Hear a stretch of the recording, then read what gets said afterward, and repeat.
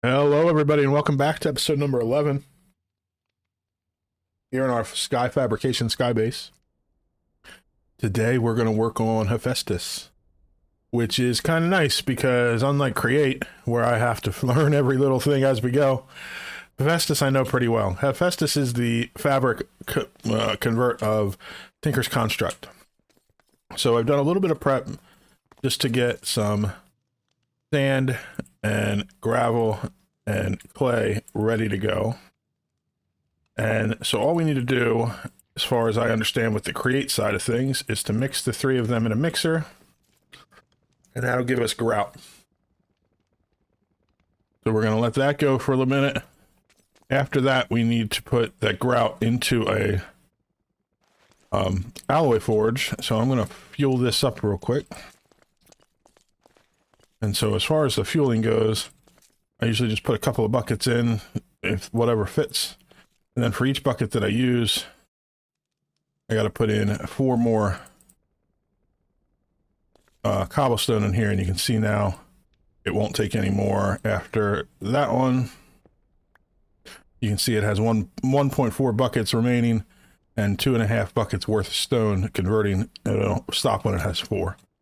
So that's my process for getting lava right now. Let's take a look and see how much we got here. We got 1 stack of grout done. Let's throw the rest in and let that mix up. And we're going to put the grout in here.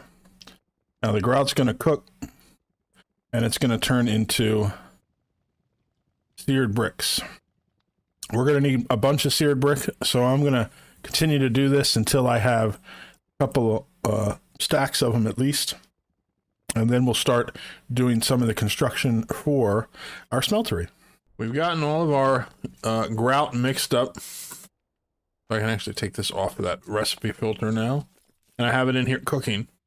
So we're making a ton of it. Just because we can never have enough. You always end up using more. Hephaestus is a mod that has a couple of different stages. And so we're going to start just right down here by building the first stage. So the first stage is what's called the melter.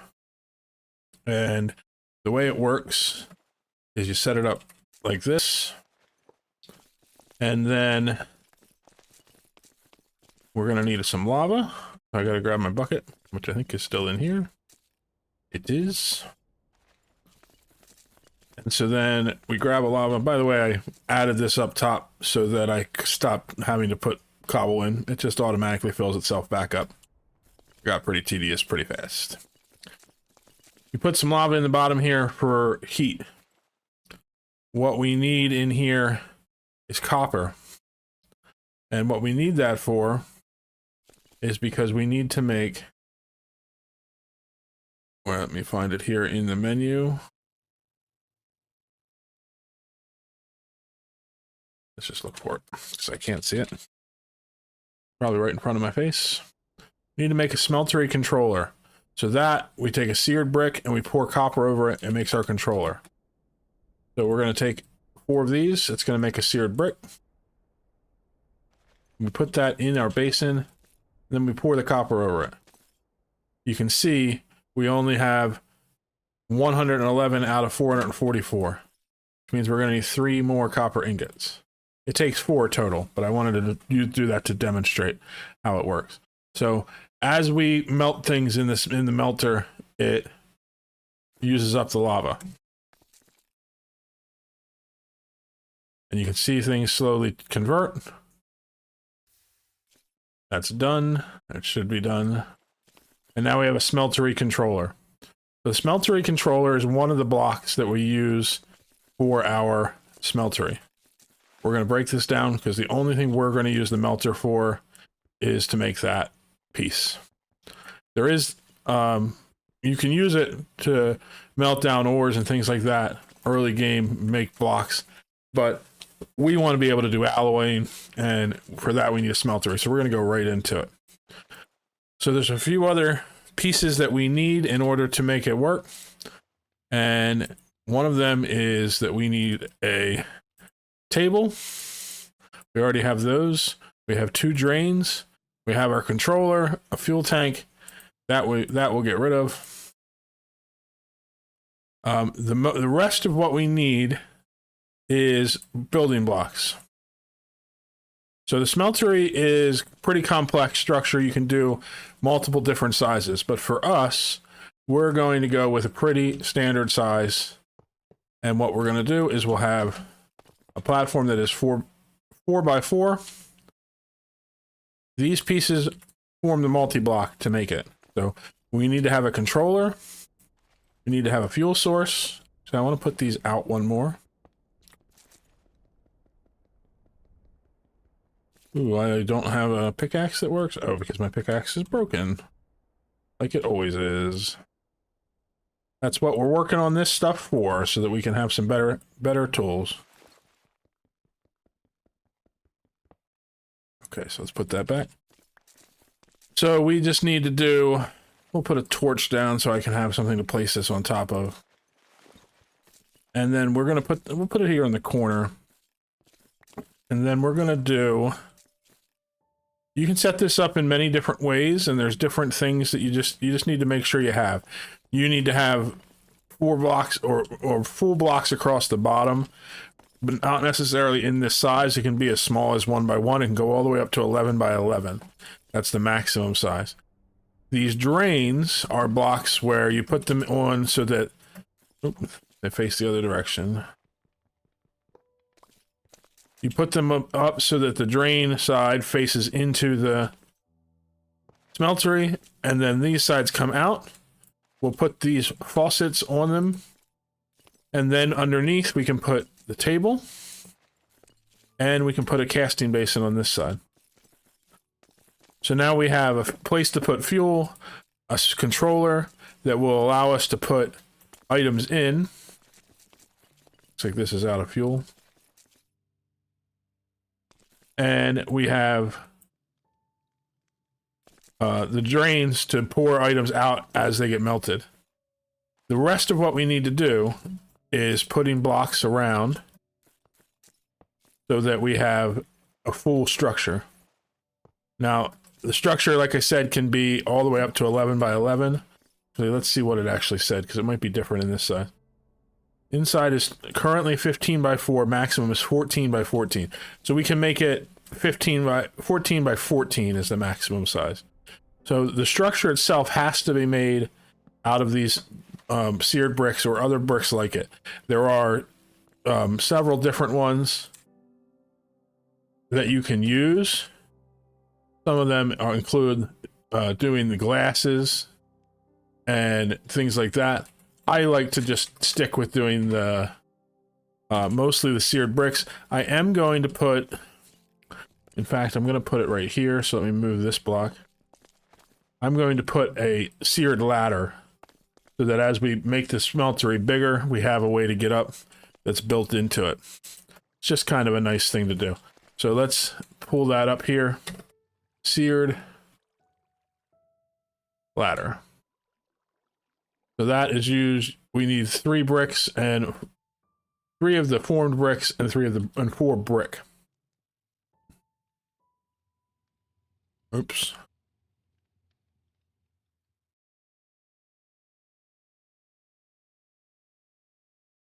So we're going to need some more of these. So you can see that it takes a lot of seared brick to make the things. So that's why I made so much. But we're going to let that cook up. We'll actually use these 3 to finish this off. But once we get the ladder finished, we will have the smeltery finished, and then I will show you how it works. So now that we have gotten the ladders done, I put them in place. I actually put them all the way up because that's how tall I'm going to be building our smeltery. The thing is working. And what I did is I took all the grout that was down there, and I threw it in here. Because in here, it smelts with the lava just the same, and then we can pour it directly out into brick form. I still have a little bit in here, but we don't really need to keep putting it in there.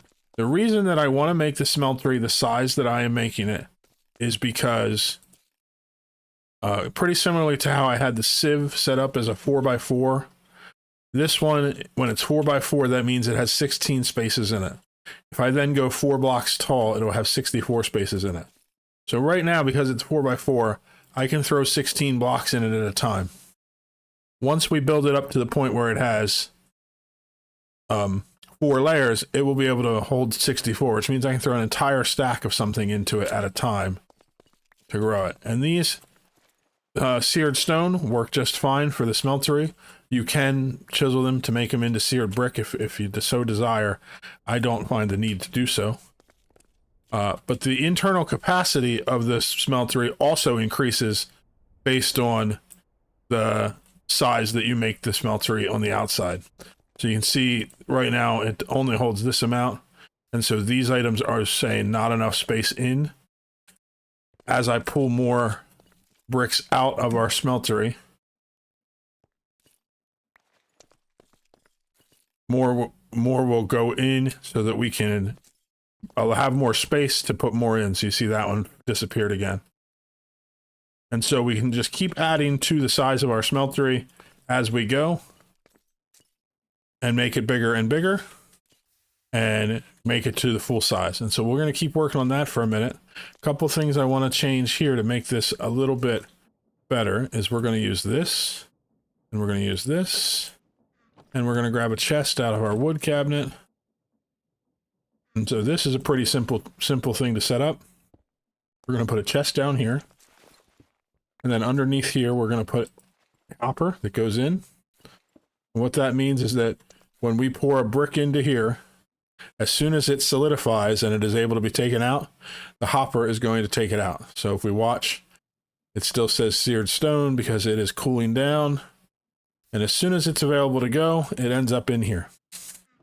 The other thing we're going to do is we're going to put this here.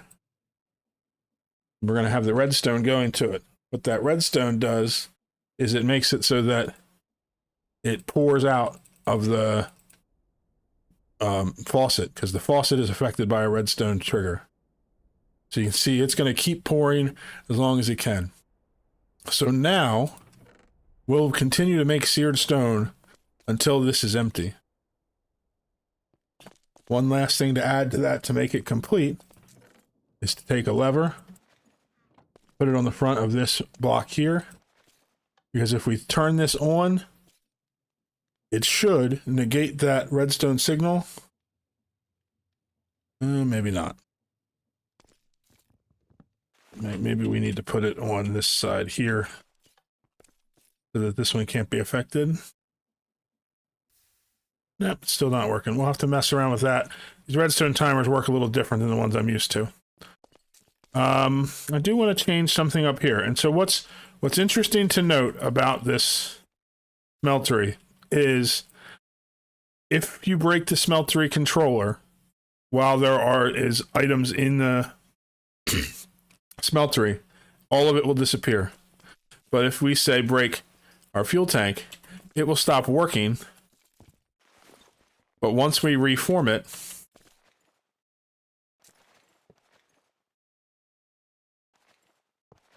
it goes back and all the items are there.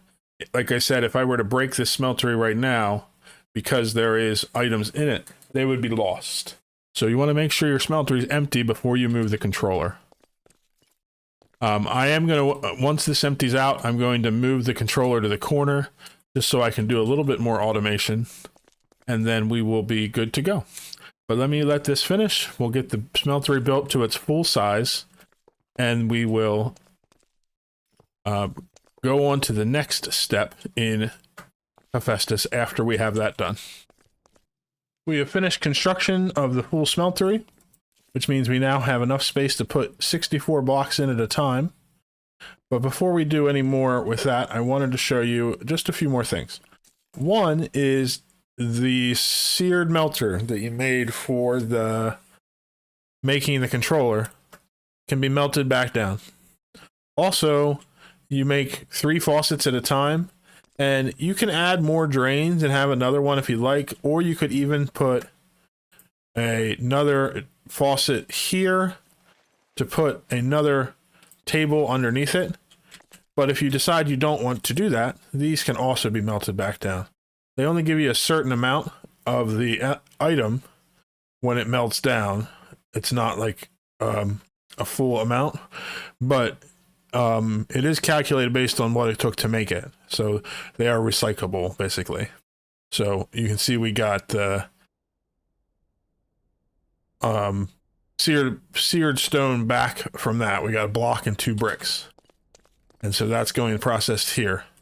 What I want to do is I'm going to break this off, because the next thing I want to do is to show you how you can take items out when you don't have a full brick of item. So what we need to do first is make an ingot cast. Now there are ingot casts that you can make that are temporary. If you make them out of sand or you make them out of red sand, basically what happens is you fill this table up with sand, you press an ingot down into it so it makes a cast of it, and then you can pour an ingot into it. But for our purposes, we want to be able to do it more than one time. So what we're going to do is we're going to select the gold. Whichever metal is on the bottom is the one that's going to pour out. So we melted down an ingot of gold. We made it on the bottom. And you can actually see right here, it tells you which metal is the current one. And same in these drains. We're just going to pour that gold down over top of the seared brick. It consumes whatever you use to cast it. Any ingot will do. And now we have seared stone in there. We can pour it out and it will set as an ingot. For our purposes, we want to do another type of metal, and I'm going to let that cook up while I take the rest of this seared brick out.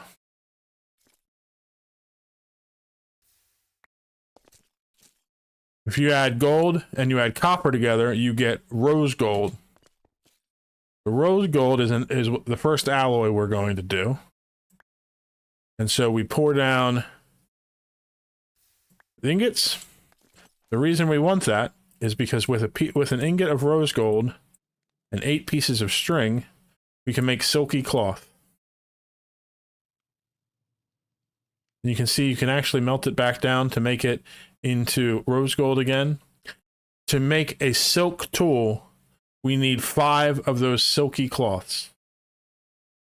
So we need to get some more string. We need to get some more rose gold. So I'm going to actually put this in. Let's do 4 more ingots of it. Oh, we get 2 for each. So that means that'll give me 4, that'll give me 6, and that'll be fine. So we'll put that in. Put that in. We're going to let that cook up. I actually loaded this area now, so it will continue to melt while I run across, and we're going to go and grab ourselves some string. The reason we want the silky cloths is so that we can turn our pick into a silk touch pick. That means that when we go back into the nether and go back to that warped forest that we found, and we use the silk pick on the warped nylium that we found, we can bring that back out to the overworld. And once we have some warped nylium, we can create more warped nylium.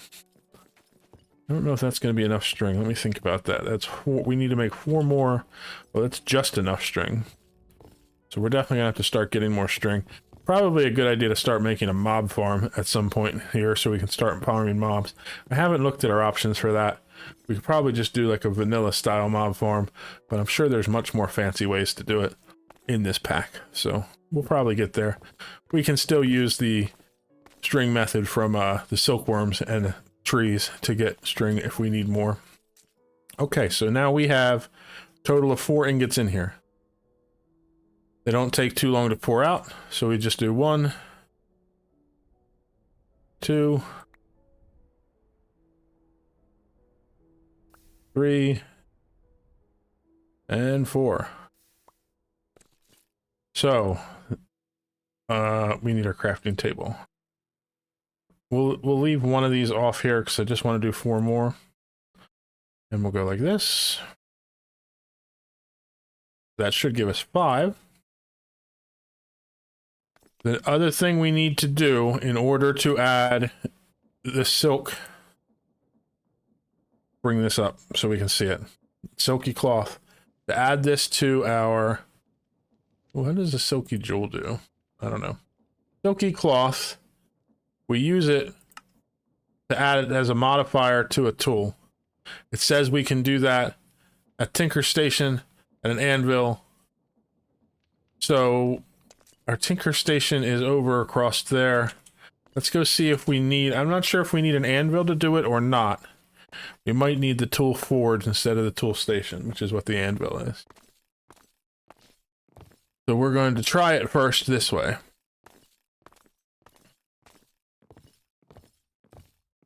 So, oops, that's not what I wanted to click. Take our stone pick, we put it in here. Yeah, I don't think it's going to allow us to do it here. I think we actually do need the anvil. So in here, when we look up anvil, instead of the regular anvil, we need one of these types of anvils. So you can see you can have lots of different things you can make them out of. Probably the easiest one for us, let me think here. Lime steel.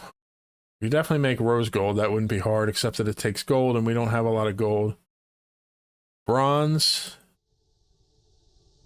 Oh, I wanted it to be on bronze. Bronze or brass might be a possibility. Invar is pretty simple. Make it out of Invar. So for us to make Invar, molten Invar, if we look at our alloying, we use iron and nickel. It's two iron and 1 nickel to make Invar. To make the anvil, we're going to make one. We need to have 4 scorched stones, and then we need 3 blocks of the metal. So in total, we need to make 27 ingots of Invar. So since each recipe makes 3, we need to do 9 recipes. That means we need 18 iron and 9 nickel. 18 iron. Nickel is this one. And so we can just throw all of that in there. You do need to be careful and be aware that metals can alloy with each other. If you put the wrong kinds together, you get the wrong alloys, which is not what you want. But you can see the iron has now turned into Invar. And so we're going to, let's put this back on. This will create the Invar that we need.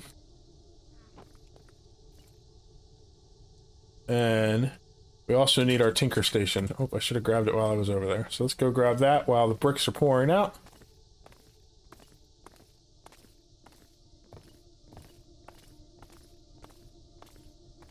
I think I'm actually going to bring all of this over there for now.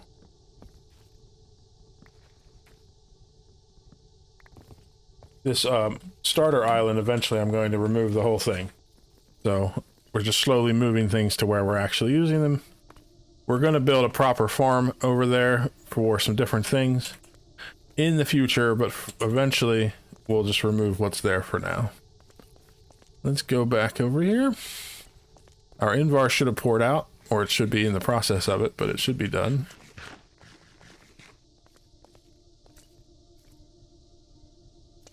Is there not enough in there?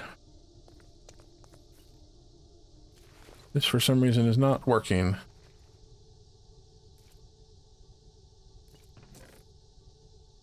Oh, I got 3 blocks of Invar.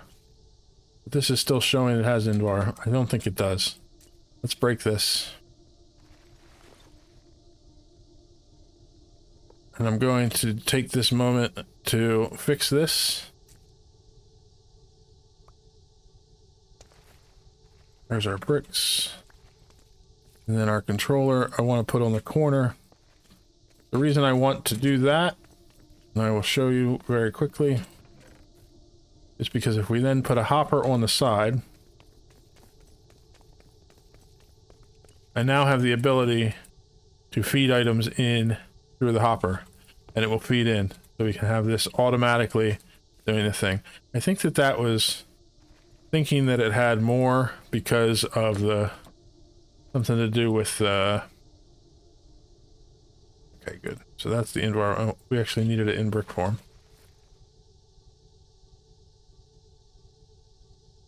Hope that this will work for our recipe because it is a different type of invar than I was expecting it to be.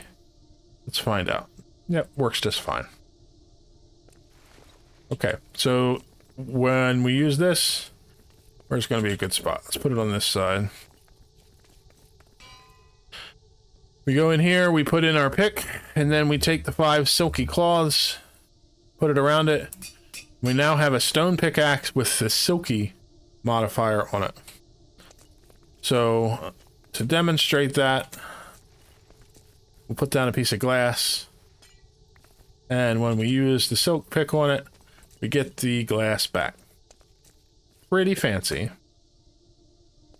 Last thing I want to do is show you how we do to make our tools. So, I think that there is a cast chest. Let's make one of those. I need a brick and 4 brick, 1 bricks and 4 brick, and then a chest and a cast. So, I'm going to need at least 1 gold to start. Put that in here.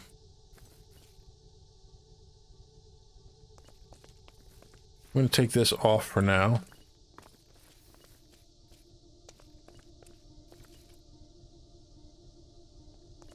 Once that's done pouring, we can switch this. We'll pour out the cast. When you just pour it as gold, it just makes... Oh, it made gold bars. Acts as an empty cast in casting tables. Excellent, that's what we wanted. So, to make the cast chest, we just need to go in here. We need a chest, and we need seared bricks. So, like that. Let's grab chest. And what we want this for is we're going to sit it right here next to here, and we can put our cast in it. Oh, it used my gold cast. Silly thing.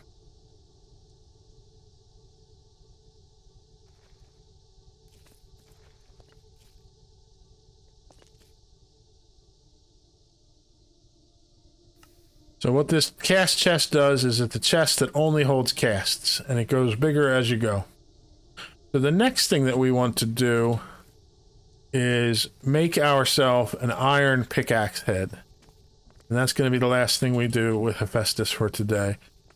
But what we do to do that is we go into here, we select the pick, we make one out of stone. And once you make it out of stone, if you take a piece of gold and you melt that down, much like we did when we made the ingot cast, you can use that gold to create a cast of the pickaxe head. And then finally, let's just grab a whole bunch of iron and throw it in there, because we're going to make some other tools and stuff too after we are done with this one.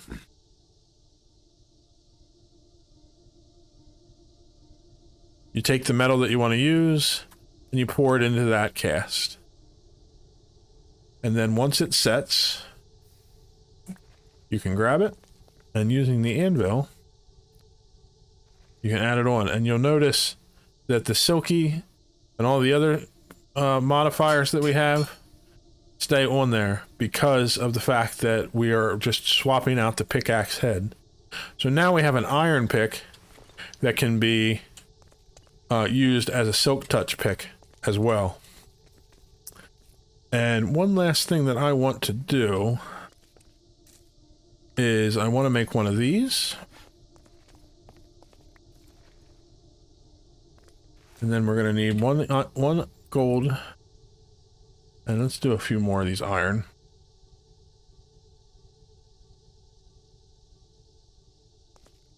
So we'll do the gold first. Iron after it. Still have a bunch of iron in here. But we need the gold one first. And so once we use this gold, we pour it over. We make a repair kit cast. Iron is now selected. We can make an iron repair kit. And we're going to end up making a bunch of these. So we're going to do another setup here where we take a hopper.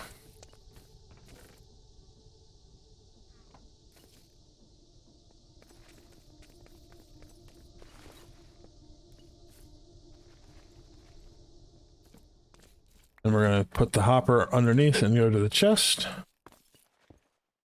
And then up above here, let's take this and tell it to pour out iron to make me repair kits. So now these repair kits, while I'm on the go, I can take my pick and repair it with iron.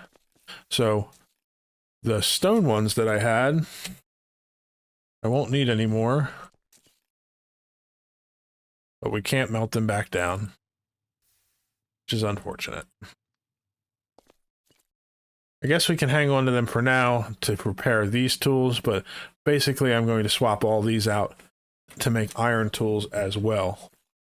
But so that's the basics on Hephaestus from beginning to end, how you go from starting with making the grout all the way to making the smeltery and making your first tools. And then there are other tools. We can make these tools even more advanced. There are a lot of different alloys that we can use. If we look in here, you can see that all of these are the different types of metal that we can use. And they all have different levels of stats that make the tools. So like this, for example, has 257 durability. And if we look at these other picks, each one is slightly different. So we can make picks that have a base durability that's much higher. But there's other stats to consider too. And they're all things that we can look at in the book for Hephaestus. And I recommend using that. Let's see if we can find it in here. There's a bunch of them. This is Encyclopedia Tinkering that has, I think, everything in it. But then the first book would be Materials and You. Take a book and combine it with a pattern. And then we have a book and combine it with grout. That teaches you all about your smeltery. Mighty Smelting is poured sear stone over a book. And that will give us all the information about doing the advanced smelting. The gadgetry, you combine a sky slime ball with a book. And the foundry is nether grout with it. So there's lots more things you can do with Hephaestus and get more and more advanced. But for now, I just wanted to show you the basics so you know how to make tools. Hope you enjoyed watching this episode. We'll see you in the next one. Bye-bye.